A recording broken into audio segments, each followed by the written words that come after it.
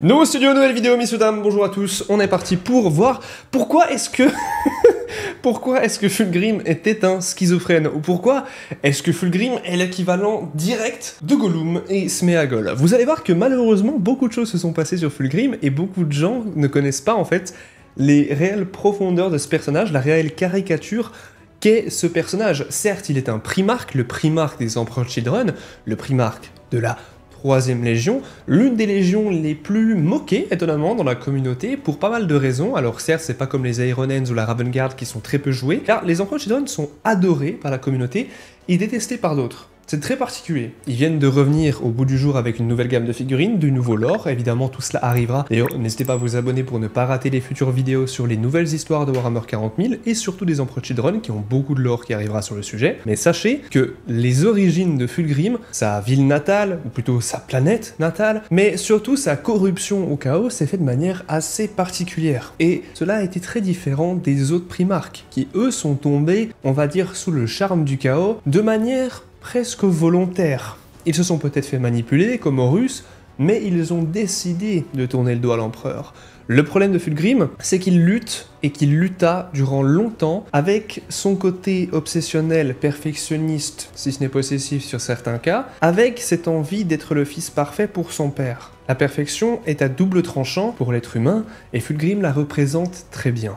Cela fait beaucoup de rimes pour ce début de vidéo, alors on est parti, je n'en ferai pas des mines. J'avais besoin de faire un nouveau jeu de mots. Alors je vais malheureusement devoir citer quelques informations venant des livres de l'hérésie d'Horus et principalement du 5e livre de l'hérésie d'Horus, j'ai nommé Fulgrim, ainsi que des passages d'autres livres, comme principalement le livre Fulgrim de la série des Primarques. Si vous voulez pas vous faire spoiler, je vous invite à revenir une autre fois sur cette vidéo pour avoir un avis plus extérieur et plus subjectif qu'est le mien. Je vais évidemment parler de l'avis objectif plus général de quel est ce personnage, ainsi qu'un avis sur les explications à pourquoi, d'après moi, il est ainsi. Et il y a beaucoup de choses qui font que Fulgrim est tombé dans le chaos, alors qu'il ne voulait pas faire partie de cette engeance pourriture, cette putréfaction qu'est le chaos, et c'est ce qu'il pensait de ces cas, de ces serviteurs démoniaques, et d'Horus. Il avait pensé à attaquer Horus quand il a rejoint sa flotte. Il se disait littéralement, Horus va peut-être tourner le dos à l'empereur, je pourrais littéralement l'attaquer, détruire sa flotte et l'empêcher d'attaquer l'empereur. Il n'était pas sûr que les rumeurs qu'il avait entendues venant d'un Eldar, venant d'Eldrad, si je me rappelle bien du nom, étaient véridiques. Est-ce que l'Eldar lui avait menti sur la prophétie d'Horus qui allait tourner le dos à l'empereur? Est-ce qu'Horus était réellement mort de la manière dont Eldrad l'avait dit à Fulgrim? Car oui, ces deux, donc Fulgrim et l'Eldar, se sont rencontrés. Ils ont échangé autour d'une table en bois très stylisée, très structurée et magnifique, fait par les Eldar, et ils le firent autour d'un presque banquet.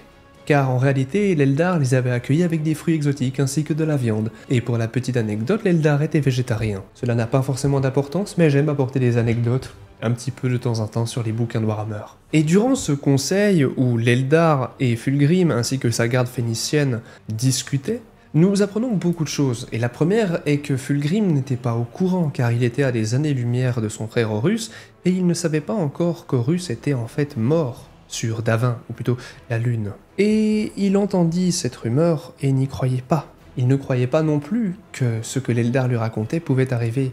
Il ne croyait pas cette histoire qui disait qu'un jour Horus trahirait l'empereur, et qu'un jour, il réussirait à abattre l'empereur et à détruire la galaxie. Car Horus est la cause de tous les problèmes que nous avons dans l'ère actuelle du 42e millénaire. Il est, à la base, l'auteur de tous ces problèmes. Fulgrim n'y croyait pas, et pourtant l'Eldar l'avait prévenu. Mais Fulgrim, sur un coup de tête, et probablement dû à son arme qui vient de Laeran, une planète où il combattit les Laers avec ses Emperor Children, ses fils, il possédait cette arme spéciale qui semblait lui parler.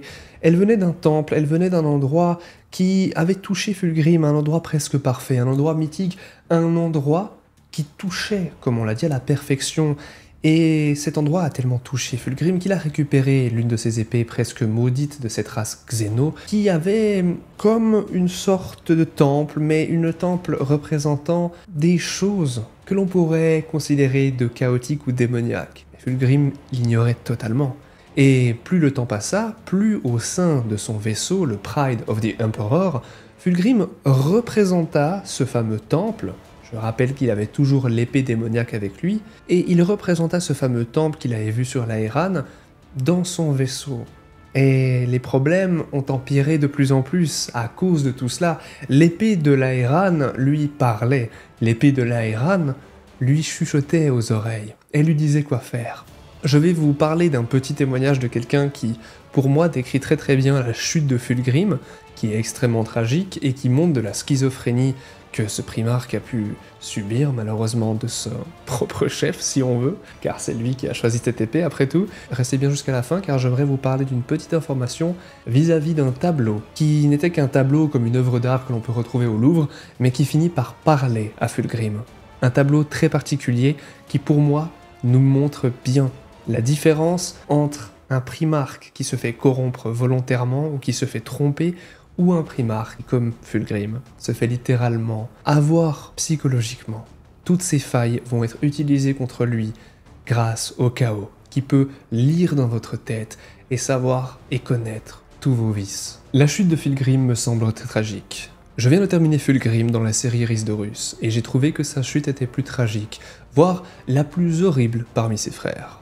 D'après ce que j'ai pu comprendre en lisant les traditions publiées en ligne, ses autres frères tombés ont été soit trompés, manipulés, soit ont fini par être forcés de se ranger du côté du chaos comme Magnus et Mortarion. Fulgrim, quant à lui, semblait prisonnier de son corps avant même d'avoir cédé le contrôle total au démon Slaaneshi, un démon de Slaanesh. On le voit se battre pour le contrôle et malheureusement perdre. On pourrait peut-être lui reprocher de ne pas être assez fort pour résister aux tentations de la lame, et d'être aussi disposé à accepter ses pulsions comme son propre subconscient. Mais lui et tous ses frères n'étaient absolument pas préparés à faire face à de telles choses. N'oubliez pas qu'ils sont des Space Marines et il était un primarque. Si lui-même n'a pas réussi à résister à la lame, imaginez ce que nous pourrions faire face à cela. Mais quant à ses autres frères qui sont des traîtres, même s'ils ont pu être trompés ou piégés, ils ont fait la plupart de leurs choix consciemment. Comme on l'a dit précédemment, Horus par exemple a été trompé et manipulé pour croire que l'empereur l'avait simplement trahi et qu'il avait trahi l'humanité. Mais le choix de le trahir était de son plein gré. Certes, il a été trompé et influencé par le chaos ainsi qu'Erebus, mais il était toujours en possession de ses facultés mentales. Après avoir ramassé la lame de la Hair, sa santé mentale se dégrada très rapidement, et Fulgrim devient pratiquement schizophrène. Hormis quelques instants où sa volonté surpassait l'influence de l'épée et voyait clair, comme lors de son combat contre son amant, enfin son frère Ferrus, il est clairement démuni de ses facultés mentales. Lors de son premier combat contre Ferrus, il ne le tua pas, et cela même après l'avoir vaincu, et cela malgré les cris de l'épée. De loin, puisqu'il ne la portait pas sur lui, mais elle avait quand même un impact. Je ne vois pas cela comme une épreuve que Fulgrim, ou plutôt une preuve que Fulgrim puisse résister aux tentations de l'épée, mais simplement que son amour pour son frère Ferrus était si grand qu'il a momentanément vaincu la volonté du démon emprisonné dans l'épée. Et une autre théorie est que l'épée et le démon qui se trouve à l'intérieur nécessitent la proximité de Fulgrim pour être le plus efficace. Et c'est là qu'on dirait vraiment Sméagol et Gollum, ainsi que l'anneau de pouvoir. Il veut souvent faire ce qui est juste, mais sa voix raisonnable est étouffée par sa satanée épée. C'est ce qui a rendu sa chute le plus tragique, du moins jusqu'à présent. Par moments, on peut entendre de la part rationnelle de Fulgrim, horrifié par ce qui se passe, mais incapable de réagir. Ce qui m'a le plus marqué, c'est lorsque Fulgrim était sur le point de tirer sur la flotte d'Horus après sa conversation avec Eldrad Ultran, jusqu'à ce que Eidolon lui présente sa satanée épée et qu'il se retrouve à nouveau sous son influence. Je vous en avais parlé précédemment, donc là la personne, le lecteur qui nous parle de ce moment-là, eh bien il a eu la même, on va dire théorie, le même raisonnement que moi. Quand j'ai suivi ce bouquin, quand je l'ai lu, ou plutôt quand je l'ai écouté sur Audible, qui est d'ailleurs l'un des partenaires de la chaîne, n'hésitez pas à aller checker la description, ça soutient la chaîne, c'est une... Et sachez que c'est ce moment-là où je me suis vraiment rendu compte de l'influence et du niveau de schizophrénie que Fulgrim pouvait subir. Car il avait vraiment l'intention, on va dire, de trahir Horus, et pourtant, eh bien, l'épée n'avait plus d'impact dès qu'il ne la touchait plus. Mais au moment où il la touche, sachant que il faut savoir une chose très importante, anecdote très utile, et c'est là où on va vraiment se rendre compte du danger qu'était Fulgrim à cette période, c'est qu'Eidolon vient lui apporter son épée en lui disant, et je cite, « Maître, voici l'épée que vous m'avez demandé de vous apporter.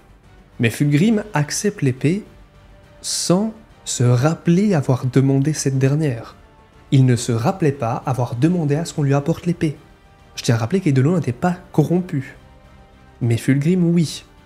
Et c'est donc le côté schizophrène, c'est le côté démoniaque de Fulgrim qui a pris le dessus et qui a demandé l'épée à un de ses fils, et il ne s'en rappelait même pas. On est réellement sur un cas de schizophrénie. Et à la fin du bouquin, juste après avoir tué Ferrus, l'épée lève son emprise et révèle à Fulgrim tout ce qu'il a fait et tout ce qui est arrivé à ses légions bien-aimées. Il est donc horrifié. Cela montre donc que Fulgrim n'était pas réellement corrompu au sens où il aurait succombé au chaos, mais plutôt qu'il était un simple réceptacle du démon qui s'était emparé de lui, tel un parasite, et avait enfermé son esprit. À la fin du livre, Fulgrim ne se rebelle même pas. Il ne peut que simplement accepter ce qu'il a fait, et tente de s'empaler sur son épée. Mais comme vous le savez, cela n'a pas vraiment fonctionné, étant donné que Fulgrim est de retour en tant que démon, en tant que prince démon. Et le plus tragique est sans oublier le fait que Fulgrim a un clone loyaliste, qui d'après les rumeurs et d'après certains bouquins, vous n'êtes pas prêts, mais dites-vous bien que ce loyaliste, prince non démon ici, ce prince Fulgrim loyaliste, regrette tout ce qu'il a fait. Il a conscience de ce qu'il a fait, et le regrette, et essaye de faire un monde honorable. Et c'est l'une des plus belles choses que l'on aura dans la suite des bouquins de Warhammer 40k, car ce clone va finir par revenir. Et évidemment, je pense qu'il faudra qu'on en parle en détail, parce que c'est quand même particulier, il y a beaucoup de clones de Primarch, oui, il y en a plusieurs, et c'est très compliqué à comprendre, parce que malheureusement, dans les bouquins, on en entend parler à droite à gauche, mais vraiment, on n'a pas d'informations véridiques sur un livre qui parle uniquement de ça.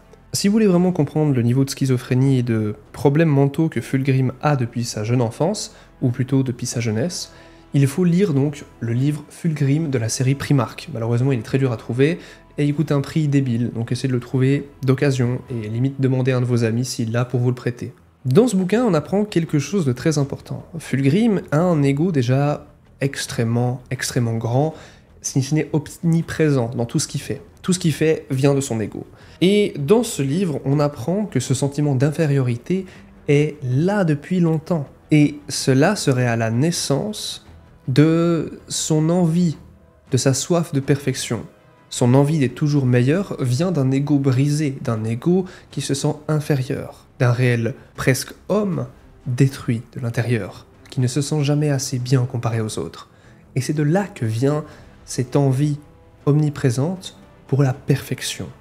Une autre anecdote, pour que vous compreniez bien d'où cela vient, est que si vous regardez cette vidéo, vous aimez probablement l'art, la lecture et toutes les choses qui s'y rapprochent le plus, l'art en général. Mais Fulgrim, dans le bouquin numéro 5 de l'hérésie d'Horus, va appeler à un certain moment un artiste, très réputé de plus. Cet artiste va se retrouver face à Fulgrim et tous ses capitaines qui sont représentés en statue. Les capitaines de chacune des légions, ou plutôt pardon, chacune des compagnies de la Légion des Empereurs Children sont représentées par Fulgrim, qui les a sculptées. Mais le problème, c'est que ces sculptures sont tellement parfaites que Fulgrim trouve qu'il manque quelque chose, mais il n'arrive pas à savoir exactement ce que c'est. L'artiste va voir ces statues magnifiques, mais pourtant il va sentir un certain malaise, une certaine impression de quelque chose ne va pas, sans pouvoir trop l'expliquer. Puis il remarquera que aucun coup de burin, aucun coup d'outil n'est remarquable sur aucune des statues. Les statues sont beaucoup trop parfaites. Ce qui fait qu'elles enlèvent le côté humain, elles enlèvent toute humanité de l'art et de la création de ces dernières. Elles enlèvent tout de ce qu'est une œuvre. Elles manquent d'imperfection. Elles manquent de ce que nous les hommes sont. Imparfaits. Fulgrim a tellement cherché à la perfection qu'il ne comprend même pas que cette dernière est un problème quand on parle d'art. Si vous cherchez la perfection en cherchant à devenir un artiste, vous deviendrez une caricature. Vous deviendrez ce qu'est l'équivalent à une IA, à une intelligence artificielle qui essaye de tout rendre mathématique. L'art n'est pas parfait, et Fulgrim l'a bien prouvé. À force de toujours chercher l'art, à force de toujours vouloir être parfait dans tous les domaines, il finit par tout abandonner. Et c'est pour cette raison même qu'il abandonna ses statues. Car l'artiste n'osa lui dire que les statues étaient trop parfaites, mais il lui expliqua plus ou moins son ressenti par rapport à cela, sans trop savoir comment en parler. Fulgrim comprit qu'elles n'étaient pas à la hauteur de la perfection, car elles étaient trop parfaites.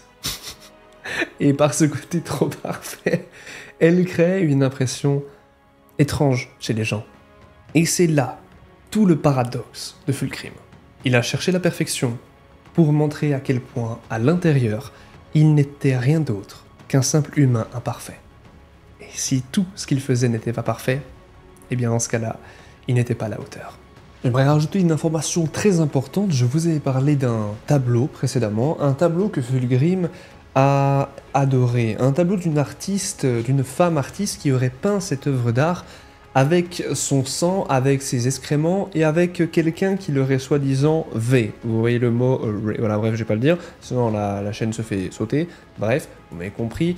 Donc quelqu'un l'aurait soi-disant nanana, alors qu'elle l'a aguiché avec ses seins pour qu'il vienne dans sa chambre, pour qu'ensuite elle le tue, elle le plante et qu'elle utilise son corps, son sang, etc. pour l'œuvre d'art. Et sur ce tableau, cette œuvre d'art, il s'agit bien de Fulgrim, qui a été peint avec du sang, des excréments et d'autres peintures. Et ce qui est très important, c'est que Fulgrim va adorer ce tableau, alors qu'il met toutes les autres personnes très mal à l'aise. Et Fulgrim va finalement arriver à un stade où il parlera à ce tableau. Et en fait, il est là le problème du schizophrène qu'est Fulgrim.